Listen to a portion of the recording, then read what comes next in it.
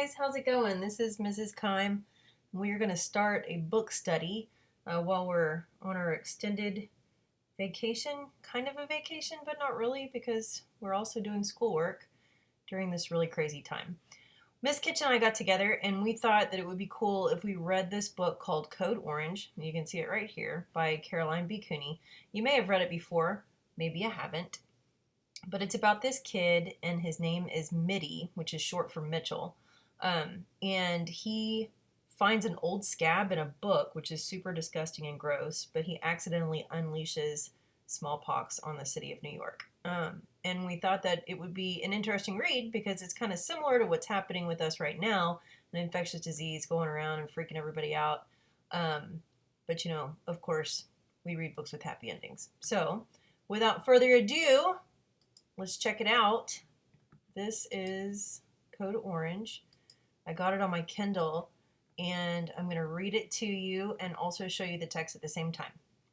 So here's your cover page, your table of contents, and you can follow along or just listen. It's up to you. Chapter 1. On Friday, Mr. Lynch walked around the classroom making sure everybody had written down the due date in their assignment books. Luckily, he started at the far side, giving Mitty Blake time to whisper to his best friend, "Due date for what?" "Notes for the term paper," whispered Derek. "The one you've been working on for 4 weeks?" Mitty hadn't even chosen a topic yet. But Mr. Lynch had been teaching for years.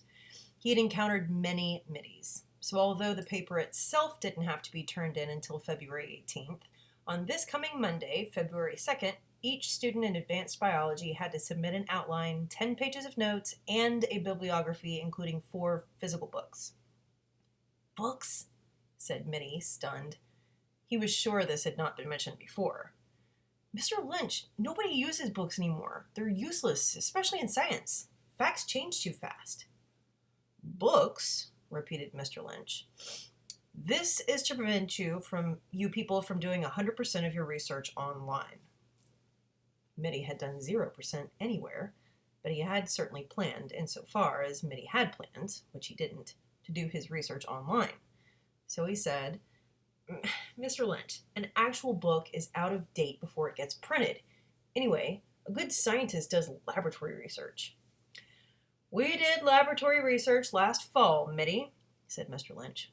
"I don't recall that you threw yourself into your project.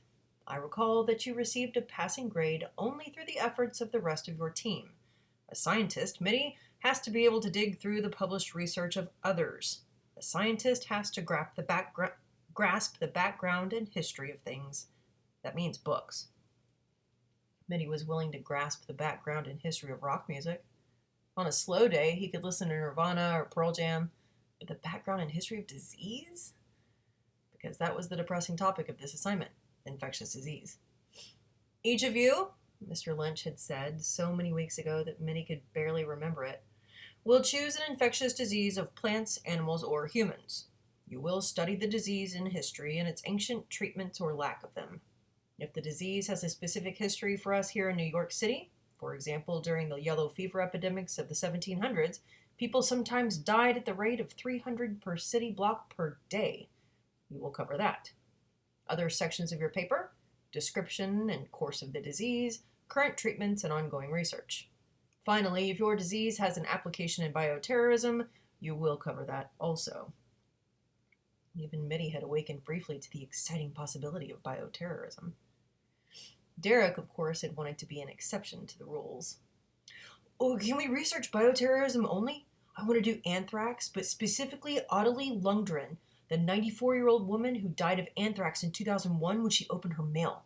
She's FBI case number 184. It's impossible for me to use books. No book has been written about her yet. All my research has to be online." Derek warmed to a favorite topic. "I can solve her mystery. I believe everything is online now, every clue I need, and I can nail her murderer." "I would be proud of you," Mr. Lynch had said, without sarcasm. "And you may focus on Ottilie Lundgren, but all that will do is make your paper longer. You still have to include everything I described, and you still must have 4 books. Remember, class, that I too know how to use Amazon.com. I, too, can pull up a title that looks useful and stick it in a bibliography without actually reading the book. I, too, can open up the first free chapter and find something to put in my notes.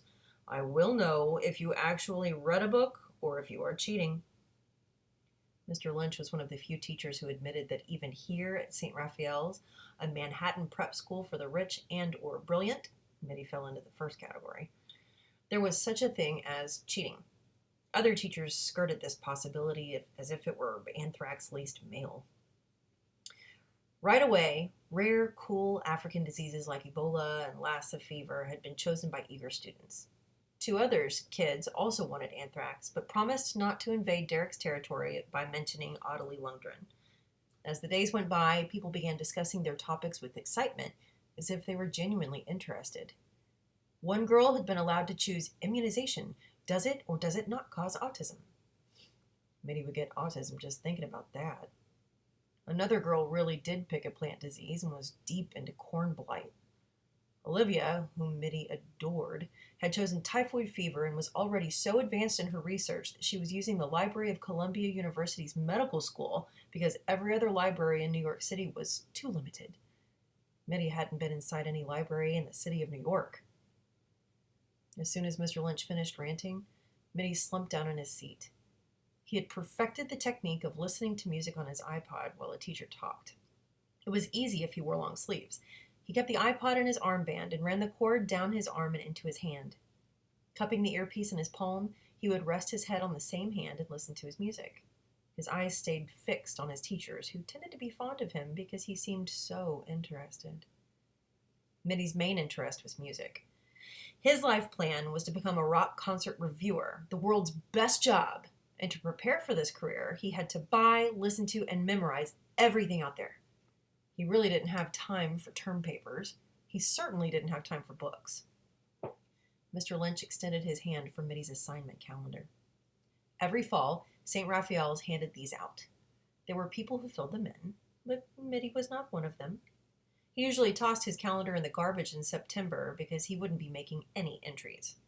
It was kind of amazing that the thing was still in his backpack, but then Mitty mainly used his backpack to carry snacks and hardly ever examined the debris at the bottom.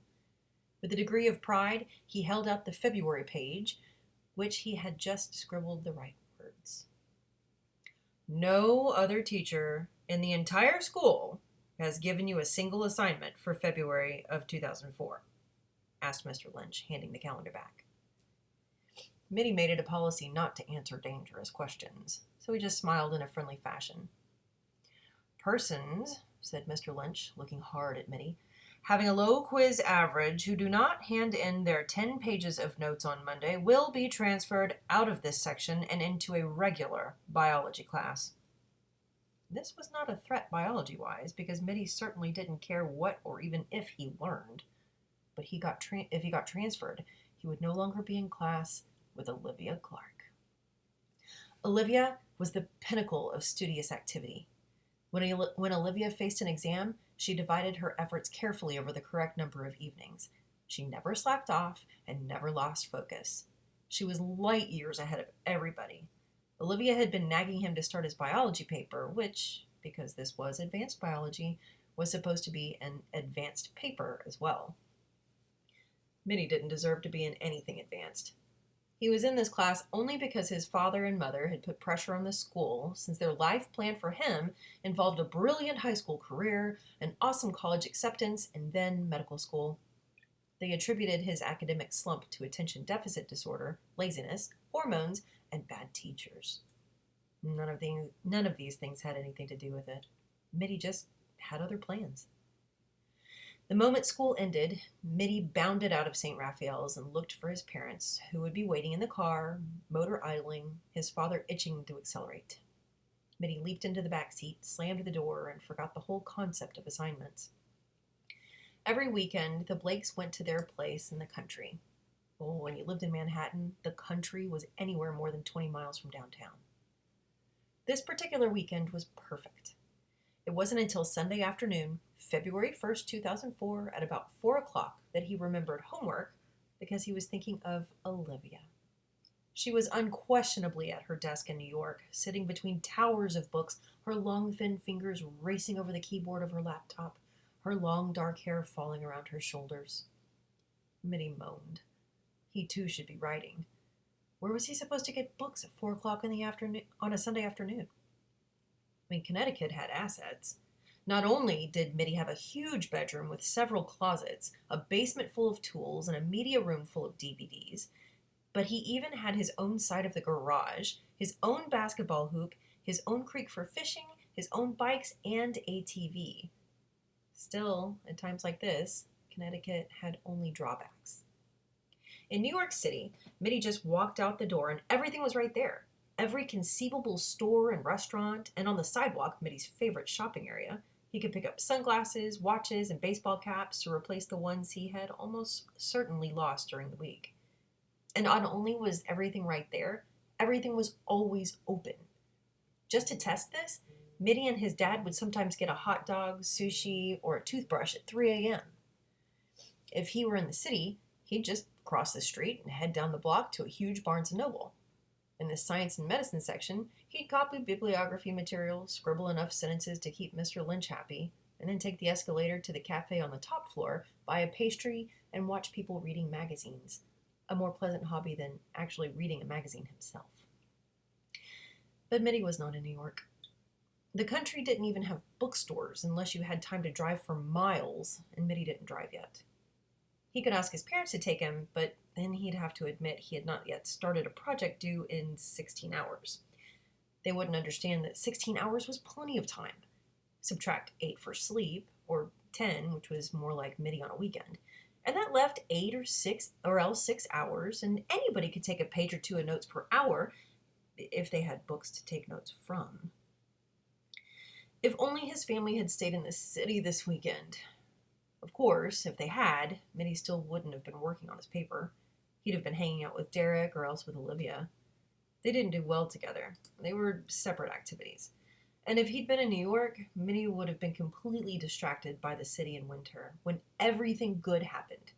The best concerts and bands, the best basketball and hockey, the biggest Christmas tree and the brightest lights.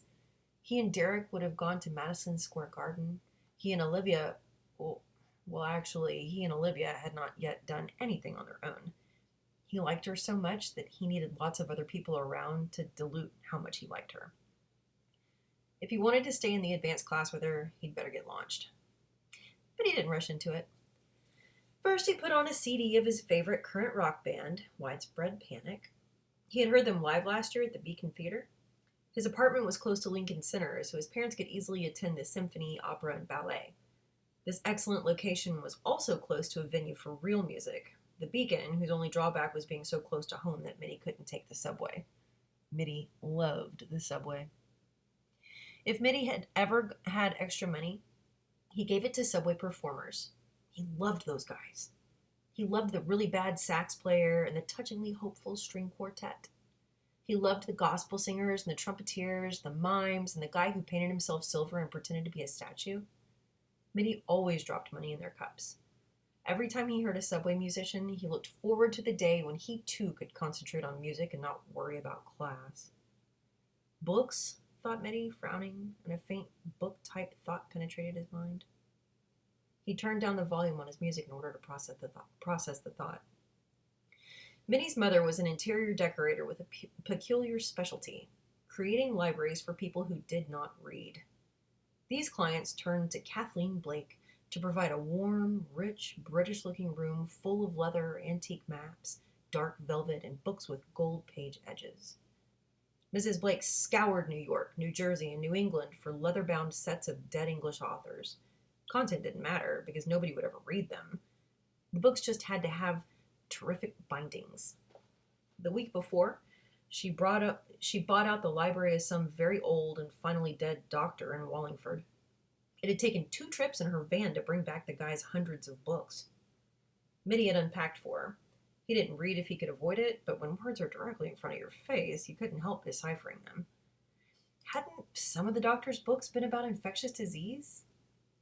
Dragging his backpack, which held his laptop, Mitty went down a flight of stairs, crossed the center hall, and entered his mother's bookroom. A nice enough place if you liked books, but Mitty didn't. From across the room, he spotted principles of contagious disease, conditions of infectious disease, infectious illness, treatment and containment, and a history of immunology. The books were thick and dusty. Mitty picked up Principles of Contagious Disease because the leather was soft and gold like melted butter. He opened to the title page, and remembering he had to have a bibliography, turned one more. The book had been printed in Boston in 1899. What had anybody known about biology in 1899? Nothing. Every word in this book would be meaningless. Science-wise, 1899 was a joke. He'd be better off to hit Barnes & Noble when they got back to the city, buy up everything they carried about infectious disease, pull an all-nighter, and fulfill Mr. Lynch's requirements by dawn. Or not fulfill them. Whatever. Mitty began to shrug about the paper, as he had shrugged about everything academic this year. But if he failed out of advanced biology, his father would go berserk and his mother would throw things. She might even get calls from his sister in grad school. Do you realize how you're hurting Mother? Plus, there was Olivia's comment a few weeks ago when he admitted he'd lost the technique of even hearing school. He'd glance around and find that the whole school day was over, and he couldn't remember what he'd been thinking about all day, or even if he had been thinking. Olivia had said without joking, "Maybe it's very early Alzheimer's." Mitty didn't expect to be loved for his brain, but he didn't want to be discarded for his total lack of brain either, so he did not put Principles of a Contagious Disease back. He sat cross-legged on the bare floor and leafed through the book. Flipping pages prior to reading took away some of the sting. First, choose a disease, he told himself. Faintly, he heard the sound of television, and he knew that his parents were watching something together. Since they had no television tastes in common, one of them was sacrificing for the other. Mitty would rather watch anything, even figure skating, than research an infectious disease he hadn't chosen yet in a book with no useful facts, so he considered heading for the media room. His fingers felt a raised place in the book. Not a lump, just a thicker area. Mitty turned pages, expecting a folded chart, but it was an envelope. The envelope was rectangular, an odd size, maybe 6 inches long and 2 inches wide. It was mustard yellow, its color preserved by the darkness inside the book. It was labeled on one side. With a fountain pen, someone had written, "Scabs, VM Epidemic, 1902, Boston." The envelope was not and never had been sealed. It was closed with a thin string wound around a stiff paper button. Mitty undid the string and peered in, but the opening was narrow and he couldn't see exactly what was down there. He inverted the envelope over his hand and tapped. The contents slid into his palm. The stuff really was scabs. When he was learning to rollerblade and roller skate, New York City, being sidewalk heaven, was perfect for these skills. He was always falling and scraping open his elbows and knees. His mother was always begging him to wear safety pads or else stop dangerous activities altogether, and he was always paying no attention. He never used Band-Aids. It was not until his cuts scabbed over that he could be bothered to notice them at all. There was something about a scab that demanded picking. When he was about 8, Mitty had almost a full-time hobby of ripping the scabs off before the cuts healed, so they had to scab over again. Mitty rubbed one dark crust of old blood between his fingers. It crumbled. Mitty sneezed. The energy of his sneeze made his fingers tighten around the remaining crusts. When he released his grip, only one scab remained intact. It was darker than the rest, almost black. He dropped the crumbles back into the envelope, dusted his hands briskly, and held the dark scab between the thumb and forefinger of his right hand. His nose itched. Mitty rubbed his nose with the back of his hand to prevent a second sneeze. The pages of the book began to turn of their own accord, wanting to close. Mitty had not read the page where the envelope had been resting. He sniffed the scab. It seemed to have a slight odor, but perhaps that was just the scent of age. It was truly weird to save your scabs. Even Mitty, who rather prided himself on being weird, had never saved a scab. But probably it wasn't the wounded person saving his own scabs. Probably it was some doctor who had once owned this textbook, saving scabs off somebody else's body. Talk about sick. It was also puzzling. What infectious disease bled? What wound would the scab be from? Mitty was not familiar with VM, but it occurred to him that if VM could cause an epidemic, it had to be an infectious disease. Mitty brightened. He didn't care if VM had a common name, a long history, or a current event. He didn't care if it had ever shown up in New York City or could be used by bioterrorists. He only cared that he had his topic. A 102-year-old scab could be used as show and tell, although that was kind of a second grade phrase. For high school, Mitty would call this an artifact. A tiny mummified body part, if a scab could be called a body part. Nobody else would come up with that for their project. First, he had to figure out what VM stood for. VD, he knew. Venereal disease. He hoped that was not what VM was because he didn't like thinking about sexually transmitted diseases and didn't want to be known as the guy who researched them. Next, he tried to remember the true names of shots you got when you were little. They had just had a class on it, but Mitty had not been listening. OPV was oral polio vaccine. DPT was diphtheria, pertussis, and tetanus. No VM in that group. Mitty had a brainstorm and turned to the index. There weren't many entries under V, and only one VM, variola major, which wonderfully had an entire chapter to itself. "Mitty!" yelled his father. "Here!" Mitty shouted back. "Your mother wants to leave now!" yelled his father. There were clues in this shout. His father did not want to leave now. He did not want to leave so much that instead of saying Mom wants, he was assigning Mom to Mitty. She had become that grim person, your mother. Mitty knew that on the drive home, his job was to be on both sides of whatever this issue was. Roxbury was 90 miles northeast of New York City, and since Dave Blake had always yearned to be a NASCAR driver, they'd get back to the city fast, long before Barnes & Noble closed. Mitty could get new books.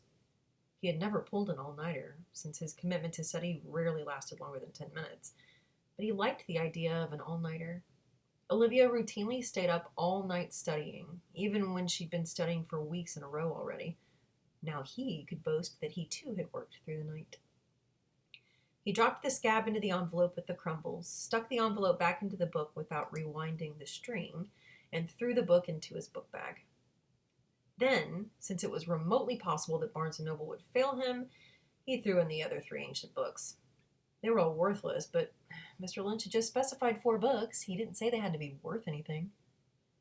Mitty and his father waited patiently while Mitty's mom skittered around the house, checking things nobody else cared about, like leftover milk. At last, she was in the car and Mitty's dad took off. Mitty meant to read up on VM, but he fell asleep instead. Variola major is a virus. A virus is not precisely a living creature.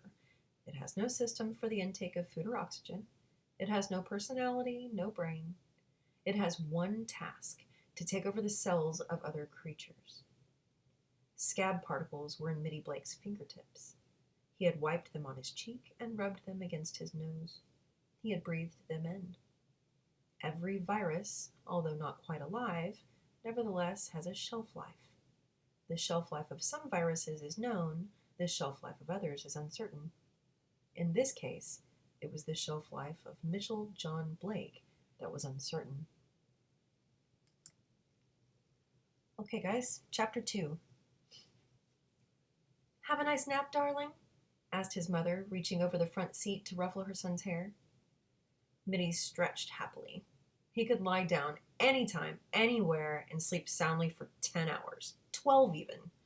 People could sit on him and watch television, have arguments, and clean up after a sick dog, and Mitty would never know. His dad handed over the car keys to the parking attendant while Mitty grabbed his backpack. It was amazingly heavy. What did he have in there, tire irons? He opened the bag. What had been his logic, wasting space on 4 pathetic... He had not checked before tossing the books in. There at the bottom, splayed open, in fact crushed, was his classroom copy of Beowulf. Mitty recalled now that there would be a test on Beowulf in the morning. He could not believe this was happening. After he had planned so carefully, there would have been plenty of time to get to the bookstore, take notes.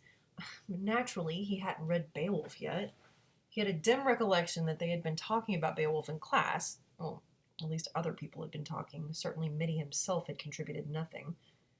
But he had recalled also that it was hard to read, being in some antique, dusty form of English. Or maybe Greek? Mitty?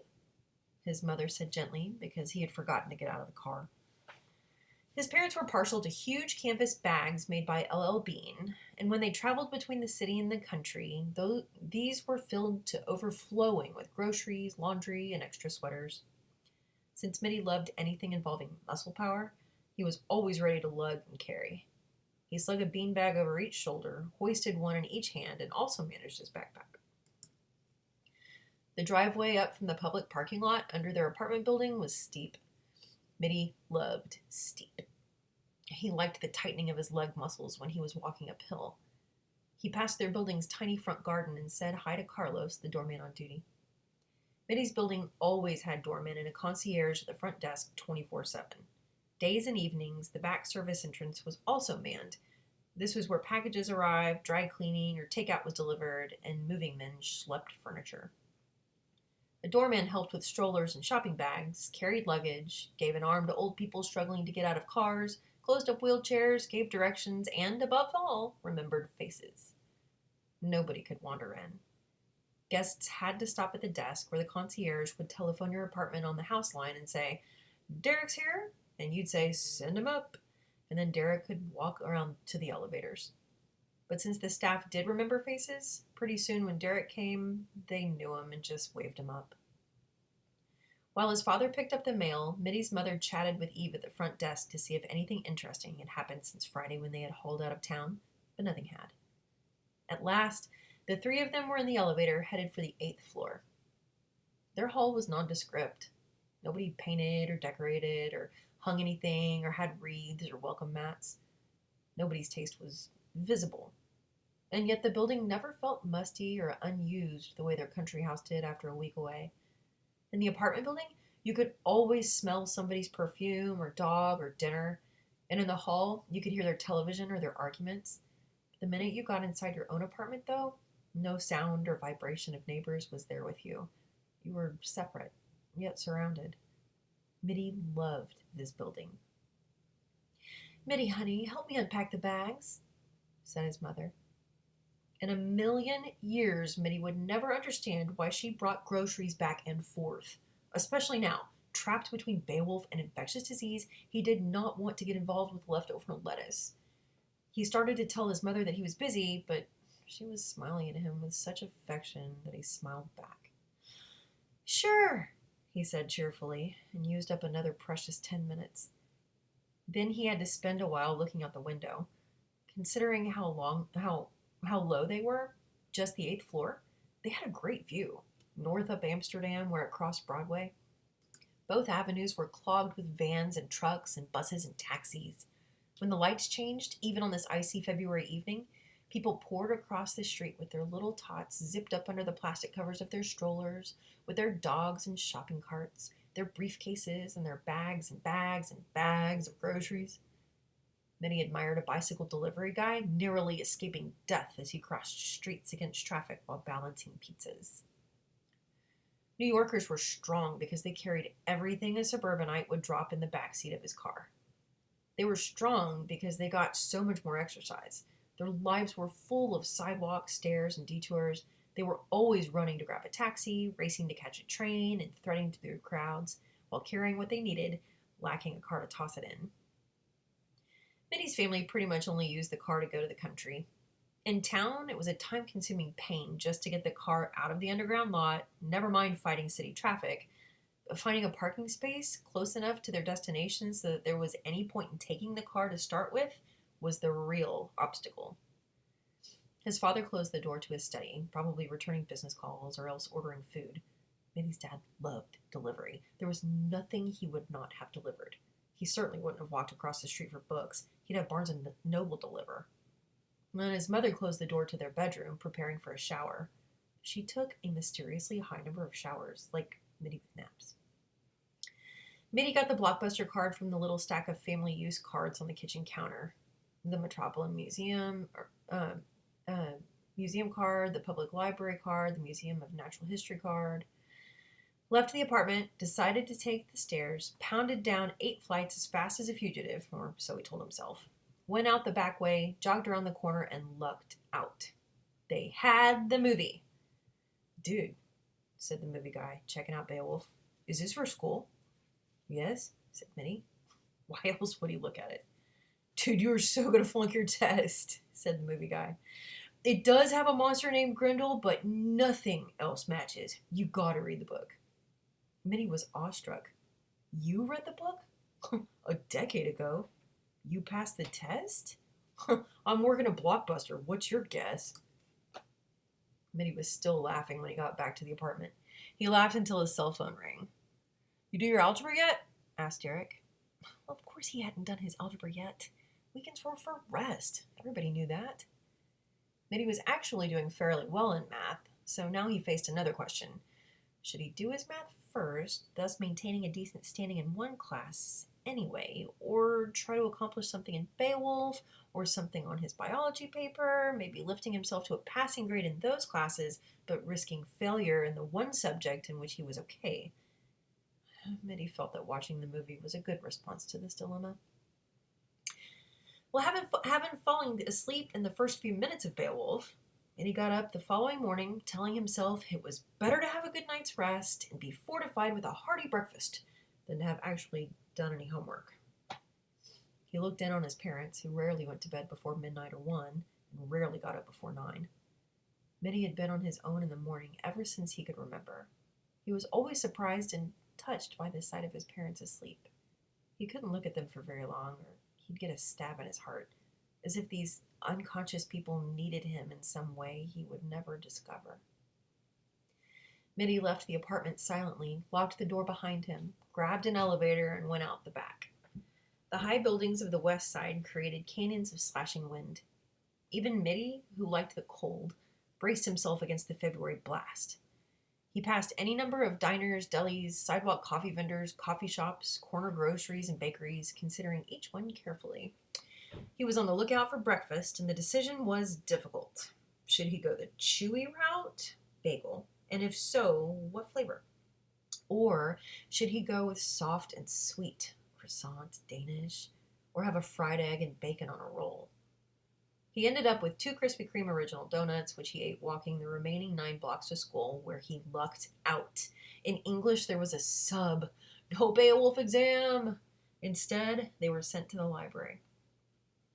Minnie grabbed a computer screen and went to Google. He meant to research variola major, since it was now his topic, but even though he knew what the result would be, he typed in virus. This brought up 2.5 million hits, virus bulletins, antivirus advice, and instructions for fighting off viruses. Of course, these hits were for computer viruses, but who cared? When he got bored, Minnie did a research for variola major and was guided to the CDC site. This was a nice coincidence because, he remembered now, the CDC was supposed to be his first move anyway. The Centers for Disease Control and Prevention in Atlanta, Georgia, has the premier site for reliable information for all of you except Melanie, who's doing plant disease, Mr. Lynch had said. Minnie scrolled around. Variola major turned out to be smallpox, a disease Minnie had vaguely heard of. It was medieval or something, like the Black Plague. It turned out that nobody got smallpox anymore. It had been destroyed decades ago. The CDC actually said, surveillance for a disease that does not currently exist anywhere in the world presents unique challenges. Surveillance for a disease that didn't exist sounded like something from a TV expose. Oh, what do you do for a living? Oh, I get a huge salary from your tax dollars to oversee a disease that doesn't exist. Mitty did a news search to see what was up in the smallpox world. He found very little, which was reasonable considering it didn't exist. He did locate a case of monkeypox in Wisconsin. Some people had bought a prairie dog for a pet, but it had spent time in the company of a Gambian giant rat from Africa, and the rat had a bad case of monkeypox, which the prairie dog caught and gave to one of its owners. Mitty felt that anybody nuts enough to have a prairie dog for a pet should not be surprised when they get diseases. He looked up monkeypox to see what rats in Gambia were up to, and that they were that they were coming down with monkey diseases. He was enchanted to find that just about any creature could have its own personal pox. There was skunk pox, pig pox, and camel pox, parrot pox, dolphin pox, and croc pox. There was even mosquito pox. Mitty was pretty sure that pox were spots, so exactly how did you spot spots on a mosquito's complexion? You'd have to have a seriously powerful microscope. The paragraph went on to explain that since bugs don't have skin, they also don't get a rash. Instead, the bug goes insane. Right away, Mitty had a new life plan. He would study insanity in insects. It seemed like a big field, probably without much competition because there would be so few paying patients. When Mitty arrived in the school lunchroom, he was in an excellent mood, buoyed by thoughts of mosquito insanity. He sat with Derek and Olivia. He and Derek congratulated each other that they'd had a sub in English. Olivia would have the same sub when she went to English, which for her was the last period of the school day. "Are you telling me neither one of you has read Beowulf yet?" said Olivia, frowning. "It's very short," she said, implying that anybody could read it, even Mitty or Derek. Mitty responded with pleasure, thinking how pretty she looked with that little crease of concern across her forehead. Derek responded with loathing, thinking how repellent she looked with that little crease of superiority across her forehead. Mitty avoided suggestions that he ought to be reading, so he said, "How are you coming with typhoid?" Olivia smiled back, which was one of her best points. She never clung to an annoying subject the way Mitty's mother and sister did. "I'm finding so much on the history of typhoid, and it's so exciting," she said, eyes sparkling with research joy. "I'm hoping Mr. Lynch will give me permission just to do typhoid history and not bother with current events and treatment. You see, I found out about a woman named Mary Milan who was responsible for infecting 47 people with typhoid right here in New York City in the early 1900s. She was a cook, and everybody she cooked for got typhoid because she had handled their food. Eventually, she was known all over America for infecting people, so they called her Typhoid Mary. When the authorities finally caught her, since she was just a carrier and had never gotten sick herself, she refused to believe that she was a problem and refused to stop being a cook. So they locked her away in a prison on an island in the East River. What I want to do, Mitty, is visit that island. It's a bird sanctuary now. Do you want to come?" Naturally, Mitty wanted to invade a bird sanctuary in the Bronx in February in icy weather. Boats probably weren't allowed to dock at a bird sanctuary even in July, and the likelihood of finding a captain willing to sail through ice floes was low, and he and Olivia did not qualify as high-level bird watchers deserving of such a treat. And furthermore, Typhoid Mary probably hadn't left any traces, but so what? "I'm on," said Mitty. "What's the island?" "North Brother," said Olivia excitedly. Mitty had never heard of it, but there was a surprisingly high number of islets around Manhattan. Liberty, Ellis, and Rikers were the famous ones. "I haven't figured out how to get there yet, though," said Olivia worriedly. "I have complete faith in you," said Mitty, who did. He and Olivia had sat next to each other in 2 classes the year before, and he had not noticed her. This year, they were in 1 class together, and he noticed her every moment and thought about her every day, sometimes every hour. Mitty had mixed feelings about this. The reason he hadn't asked her out yet was that half his life was already spent thinking about her, and he wasn't sure about handing over the other half as well. Derek disliked topics that did not include him, so he said, "I, meanwhile, am trying to figure out the motive of the murder of Audley Lundgren." Olivia turned her frown of concern upon Derek. "It was established that the person or persons who mailed that anthrax did not have individual victims in mind. Those deaths were random accidents." "They were random murders," Derek corrected her. "I need to know the guy's motivation or I won't find him. See, normal people aren't killers. Normal people don't murder at all, let alone fly planes into occupied buildings or strap bombs to their chests and detonate themselves in pizza parlors. You have to be very hate-filled or very brainwashed to do those things, like, say, Muhammad Atta flying into the Twin Towers. On the other hand, Otto is crazy but had guts, whereas pouring dust into an envelope doesn't take guts. It's a weak act, so I'm looking for a weak person. Mitty vaguely recalled pouring dust into an envelope of his own. Did you know that Ottilie Lundgren liked to read mystery novels? Asked Derek. What do you suppose it was like for her to lie in the hospital and she's 94 years old and all of a sudden she realizes that she's the murder victim? Mitty finished his carton of chocolate milk, fortifying himself because in about a minute he was going to be kicked out of advanced biology in front of everybody. I still don't see how you find the guy on the internet, Derek. Google claims to have more than 4 billion web pages. There's got to be one where that murderer checks in, because what's the point if you don't brag? What's the point if you don't get credit? You think it was one person, not a conspiracy?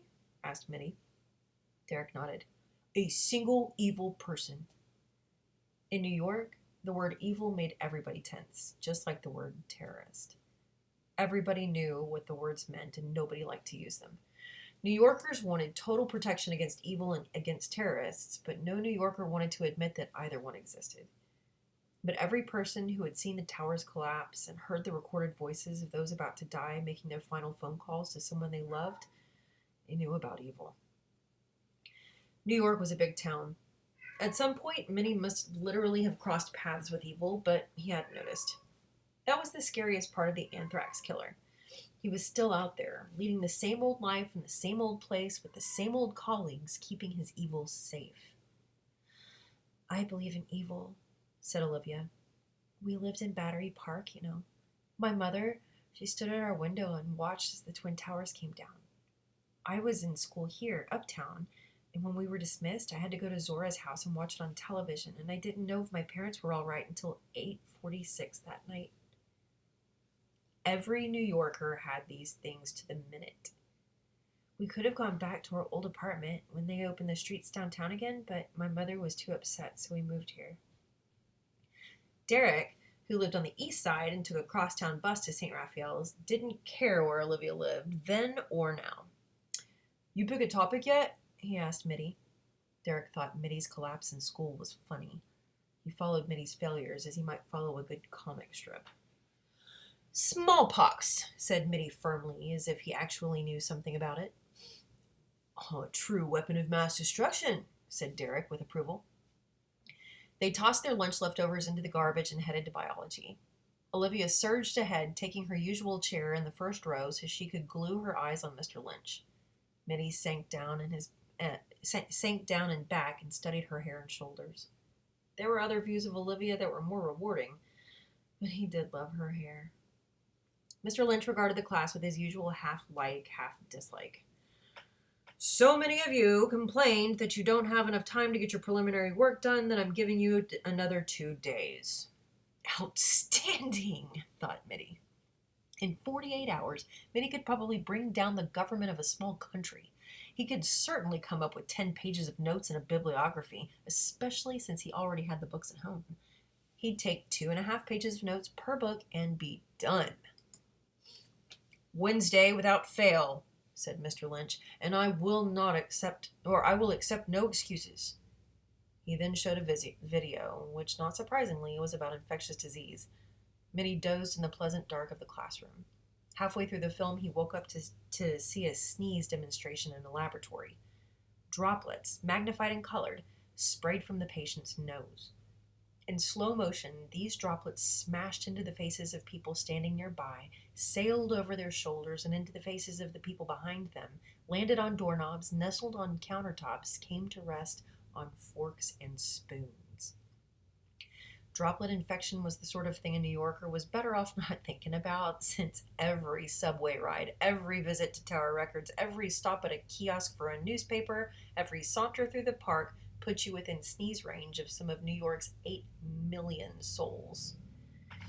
Mitty Blake vaguely recalled a sneeze of his own in his mother's bookroom. Since Olivia had ballet on Mondays, Mitty couldn't hang out with her after school. He spent some time thinking of her in a black leotard, but then he forced himself to go to the bookstore. To his surprise, there were 2 very current books on this very dead disease. The Demon in the Freezer. Excellent title. Mitty was definitely starting with that. And Smallpox, The Fight to Eradicate a Global Scourge. Academic looking. Mitty would read as little as possible. Walking home, Mitty checked in with his parents. The three of them generally IM'd or phoned each other several times a day, as if their lives had no meaning until they had reported in. His dad had an evening meeting and was staying at the office. This was nearly always the case since he got started so late in the morning. His mother was taking clients to dinner.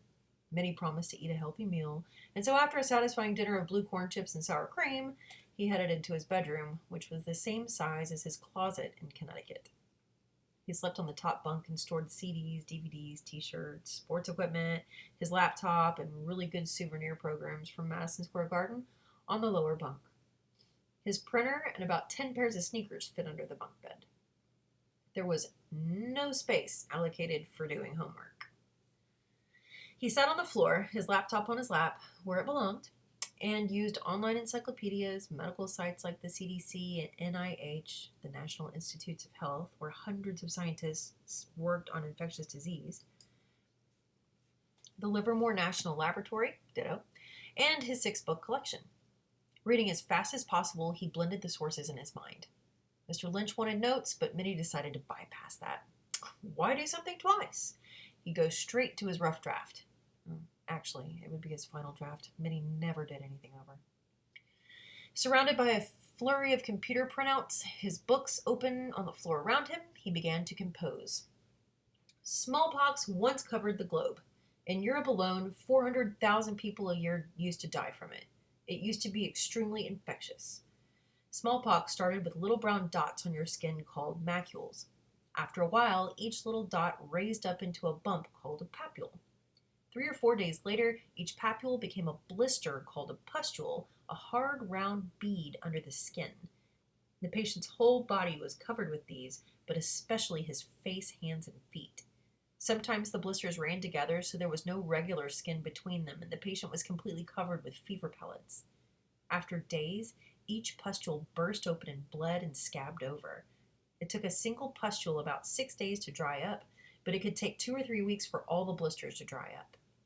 Once it dried up, the scab fell off and left a hole where it had been, the puck. This was like a ditch in the skin. If you had 100 of those pits in your face, you could look so hideous that if you lived, you might decide to wear a mask in public for the rest of your life. Mitty got most of this from the old books because the doctors who wrote these had seen smallpox, whereas nobody entering medicine today ever had or ever would. Mitty continued to write. The virus traveled in droplets from coughing or breathing and also got spread by contact from the hands of victims. When a patient first got infected, he didn't feel sick and he didn't have a rash. 12 to 14 days went by. The patient still didn't know there was anything wrong. For those 12 to 14 days, the patient was non-infectious to other people. It was now 9 o'clock. Mitty still had to read Beowulf. He decided to get to the end of symptoms before he quit smallpox. When the patient started to feel sick, he felt really sick really fast. Right away, he had a high temperature, chills, rigor, terrible headaches, terrible backaches, pain in his legs and arms, plus a cough, not to mention the rash. Mitty did not know what rigor was. He considered checking his computer dictionary, but he was on a roll and couldn't be interrupted merely to find out what he was talking about. Pretty soon, the patient was so sick he was all but in a coma and maybe delirious. By then, he was so weak, he also had heart problems, bronchitis, and pneumonia, and all of that stuff was what really killed him. One of Mitty's antique resources had charted the suffering in smallpox. 90% of patients had severe headache, 84% had intense shivering, 54% had intense backache. Nearly all had nausea. Their tongues were covered with white fur and their breath stank. When the pustules burst, out came thick yellow pus. Every patient itched unbearably. God, good thing it no longer exists, thought Mitty. Well, symptoms were a wrap. Moving right along, Mitty picked up Demon in the Freezer in one hand and Beowulf in the other and weighed 'em. The poem didn't weigh as much. Beowulf, open to the crushed page, had Old English on the left and a modern translation on the right. Mitty read a few lines. Time and again, foul things attacked me, lurking and stalking, but I lashed out, gave as good as I got with my sword. My flesh was not for feasting on. There would be no monsters gnawing and gloating over their banquet at the bottom of the sea. How relaxing. He flipped around in Demon instead. The pustules began to touch one another, and finally they merged into confluent sheets that covered his body like a cobblestone street. The skin was torn away from its underlayers across much of his body, and the pustules on his face combined into a bubbled mass filled with fluid until the skin of his face essentially detached from its underlayers and became a bag surrounding the tissues of his head. Smallpox made Old English monsters seem rather tame. Minnie read on. Another patient had hemorrhagic smallpox where the skin didn't blister but stayed smooth, while inside him, his organs exploded with smallpox instead. This variety was called blackpox because the person looked charred like wood after a fire. If you got this type of smallpox, you always died. Blackpox, wrote the author, is more common in teenagers. Minnie frowned. How trustworthy was an author in 2002, the copyright date of Demon, if he thought smallpox still existed? Well, Mitty did the first editing of his life. With his pen, he crossed out is and changed it to was. More than 24 hours had passed. To Mitty Blake, this had no meaning. But a virus uses every available moment to double and double again. Variola major enters a cell by fusing with its membrane. Once inside the cytoplasm, variola causes the cell to give up its own functions. Now the cell must dedicate itself to making variola. Within 8 hours of invasion, the process is fully launched. The host cell creates tens of thousands of viral copies which ooze back out of the cell membrane. Everyone will be infectious. Okay, guys, that was it. Chapters 1 and 2 for today. Next up is going to be chapters 3 and 4. See you then. Hope you're enjoying it.